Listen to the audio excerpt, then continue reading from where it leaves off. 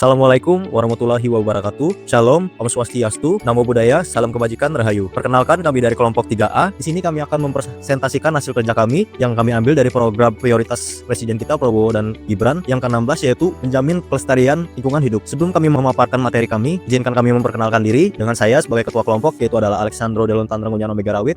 Dan di sebelah saya ada rekan saya Aditya Dwi Saputra. Saya Melia Dinda Putri. Saya Ajeng Fitriani. Saya Adisti Setiza. Oke, selanjutnya untuk pembahasan materi akan saya serahkan ke rekan saya. Pelestarian lingkungan telah menjadi isu kontemporer global maupun isu nasional. Perkembangan pembangunan, industrialisasi, serta pemanfaatan sumber daya alam telah mendorong pertumbuhan ekonomi, namun juga menimbulkan berbagai persoalan lingkungan. Sebagai seorang ASN dan juga masyarakat Indonesia, kita perlu tahu mengapa hal ini penting. Karena lingkungan yang semua kita ketahui akan langsung berdampak terhadap kesehatan masyarakat, ketahanan pangan, risiko bencana, serta pembangunan yang berkelanjutan. Permasalahan tersebut berdampak pada perubahan iklim, pencemaran lingkungan, bencana ekologis, dan terganggunya keseimbangan alam, sehingga memerlukan perhatian dan penanganan yang berkelanjutan. Berdasarkan kondisi tersebut, pembahasan kali ini akan berfokus pada berbagai isu lingkungan hidup yang mempengaruhi keberlanjutan ekosistem dan kualitas lingkungan, sebagai bagian upaya dari mendukung pelestarian lingkungan hidup di Indonesia. Indonesia memiliki kekayaan sumber daya alam yang besar, hutan tropis, keanekaragaman hayati, wilayah pesisir, dan laut. Namun kekayaan tersebut menghadapi tantangan serius akibat aktivitas manusia dan perubahan lingkungan global. Salah satunya itu deforestasi. Deforestasi masih menjadi permasalahan serius di Indonesia akibat pembukaan lahan, alih fungsi hutan, dan eksploitasi sumber daya alam. Padahal hutan memiliki peran penting sebagai penyerap karbon, pengatur tata air dan habitat berbagai flora serta fauna. Selain itu, pengelolaan sampah di Indonesia yang masih belum optimal akibat rendahnya pemilihan sampah dari sumbernya juga menjadi isu kontemporer dalam pelestarian lingkungan hidup. Sebagian besar sampah langsung dibuang ke TPA tanpa proses pengolahan yang memadai, sehingga menyebabkan penumpukan sampah dan pencemaran lingkungan. Lalu menurunnya populasi spesies akibat kerusakan ekosistem. Indonesia merupakan salah satu negara dengan keanekaragaman hayati terbesar di dunia.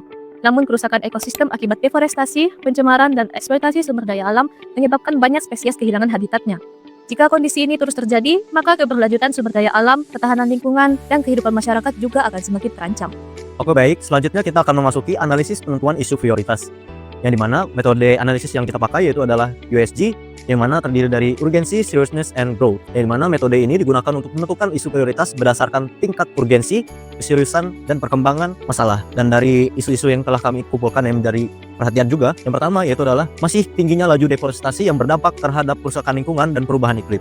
Dan kita jabarkan pada nilai urgensinya, kita nilai 5. Kenapa kita memberikan nilai urgensi ini dengan 5? Karena seperti yang kita ketahui bahwa deforestasi yang telah terjadi di Indonesia menjadi isu nasional, bahkan telah menjadi isu global yang mana akan berdampak langsung terhadap perubahan iklim dan kerusakan lingkungan. Selanjutnya kita masuk ke bagian seriousness. Di sini bisa kita lihat nilainya 5 juga nih, seperti kayak urgensi. Kenapa mendapatkan nilai 5? Karena kerusakan hutan yang telah terjadi atau deforestasi yang kita sebutkan akan menyebabkan banyak sekali bencana alam. Misalnya banjir bandang, longsor, bahkan kekeringan yang pernah terjadi di beberapa daerah. Oke, yang terakhir bagian growth-nya nih. Bisa kita lihat, bisa mendapatkan 5 poin juga nih, seperti urgensi, seriousness, dan growth.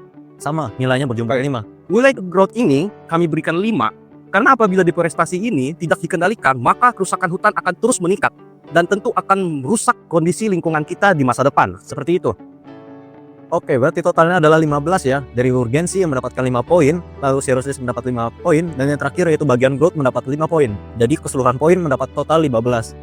Secara tidak langsung bahwa ini poin pertama atau isu pertama itu bisa dibilang katakan menjadi isu perhatian yang lebih tinggi daripada yang lainnya. Namun sebelum kita lebih lanjut, kita akan menjelaskan isu yang kedua terlebih dahulu. Yang mana isu kedua itu adalah masih rendahnya pengelolaan sampah akibat belum optimalnya pemilahan dan pengelolaan sampah dari sumbernya. Dan dari sini kita jabarkan pada bagian urgensinya sama seperti yang sebelumnya bernilai 5. Kenapa nilai pada lemahnya atau rendahnya tingkat pengelolaan sampah kita di Indonesia ini bernilai 5? Karena kita semua mengetahui bahwa volume sampah di Indonesia baik itu organik maupun anorganik terus meningkat setiap tahunnya dan terus menjadi masalah di lingkungan tidak hanya di satu daerah namun di berbagai daerah karena tidak dikelola dengan baik.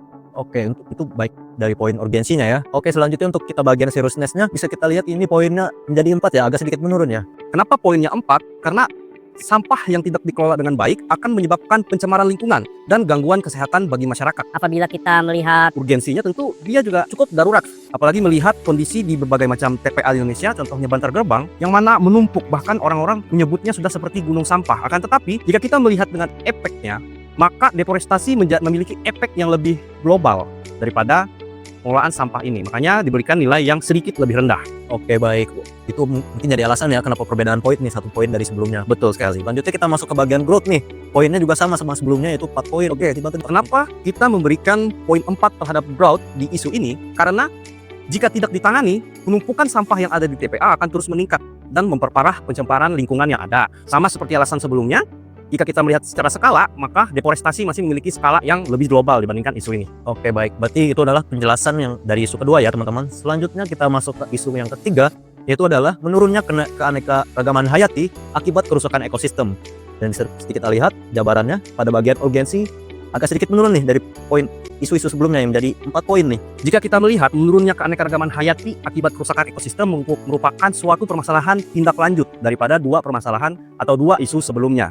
Sehingga kita tidak memberikan nilai yang lebih tinggi. Oke, baik. Selanjutnya bagian seriousness-nya nih mendapatkan 4 poin. Karena seriousness-nya yaitu hilangnya flora dan fauna dapat merusak keseimbangan ekosistem di rantai makanan. Oke, baik. Lalu yang bagian terakhir pada poin growth mendapatkan 4 poin juga. Kenapa dia 4 poin? Karena apabila isu ini tidak cepat dikendalikan, maka kepunahan spesies baik itu flora dan fauna akan terus meningkat setiap tahunnya. Oke, baik. Oke, itu teman-teman untuk penjelasan analisis USG-nya. Yang mana bisa kita lihat isu 3 ini yang paling banyak mendapatkan perhatian yaitu pada isu pertama dengan total 15 poin, lalu yang kedua yaitu 13 poin, lalu yang terakhir isu ketiga yaitu 12 poin. Dari hasil analisis USG ini, dengan skor tertinggi adalah isu masih tingginya laju deforestasi yang berdampak terhadap kerusakan lingkungan dan perubahan iklim. Yang mana ini adalah dipilih karena memiliki dampak luas terhadap keberlangsungan lingkungan kita serta memerlukan penanganan segera. Di sini saya ingin menjelaskan tentang analisis penyebab masalah menggunakan metode Fishbone atau metode telah ikan. Nah, isu prioritas yang kami angkat di sini adalah masih tingginya laju deforestasi. Berdasarkan hasil analisis, terdapat 5 faktor yang menjadi penyebab permasalahan tersebut, yaitu man, method, teknologi, environment, and money. Faktor yang pertama yaitu faktor man atau manusia. Contohnya adalah masih banyaknya terdapat praktik penebangan liar dan rendahnya kesadaran masyarakat terhadap pentingnya menjaga lingkungan. Kondisi ini mendorong kerusakan hutan yang terus terjadi sampai sekarang. Yang kedua yaitu permasalahan di metode atau kebijakan.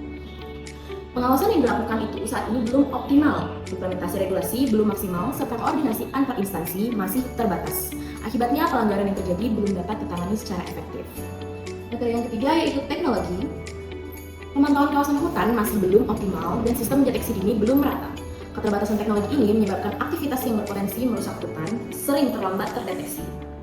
Faktor yang keempat yaitu environment atau lingkungan. Alih fungsi lahan untuk berbagai kepentingan serta kejadian kebakaran hutan menjadi faktor yang mempercepat berkurangnya luas kawasan hutan. Faktor yang terakhir yaitu faktor money atau ekonomi. Adanya motif ekonomi dan eksploitasi sumber daya hutan dan terbatasnya dana rehabilitasi menyebabkan upaya pemulihan hutan belum berjalan secara maksimal. Nah, berdasarkan analisis Fishbone ini, dapat disimpulkan bahwa tingginya laju deforestasi bukan disebabkan oleh satu faktor saja, melainkan merupakan hasil dari kombinasi faktor manusia, kebijakan, teknologi, lingkungan, dan ekonomi.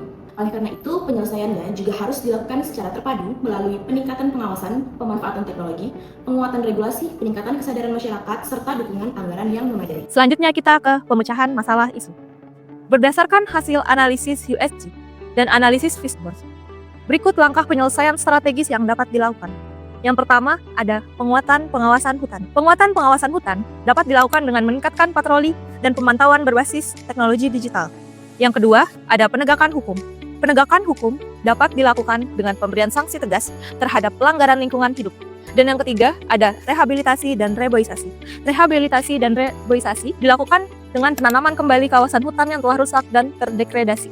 Dan yang terakhir, ada edukasi dan kolaborasi multipihak. Edukasi dan kolaborasi multipihak dapat dilakukan dengan sinergi pemerintah, swasta, akademisi, dan masyarakat melalui pendidikan dan kampanye lingkungan. Kesimpulan yang dapat kita ambil dari isu tersebut, pelestarian lingkungan hidup merupakan tanggung jawab bersama yang memerlukan komitmen, kebijakan, serta tindakan nyata dari seluruh pihak. Tingginya laju deforestasi sebagai isu prioritas menunjukkan perlunya langkah strategis dan berkelanjutan dalam menjaga keseimbangan lingkungan. Melalui penguatan regulasi, rehabilitasi lingkungan, edukasi, masyarakat, serta dukungan terhadap pembangunan berkelanjutan, sebagaimana arah program prioritas Prabowo Gibran, diharapkan tercipta lingkungan yang lestari dan mampu mendukung kesejahteraan generasi sekarang maupun mendatang. Penutup dari kami yang dapat kami sampaikan adalah pelestarian lingkungan merupakan investasi jangka panjang untuk mewujudkan pembangunan yang berkelanjutan dan kesejahteraan untuk generasi yang kita akan datang. Akhir kata, terima kasih. Demikian presentasi yang dapat kami sampaikan. Mohon maaf apabila ada kesalahan kata. Sekian dan terima kasih.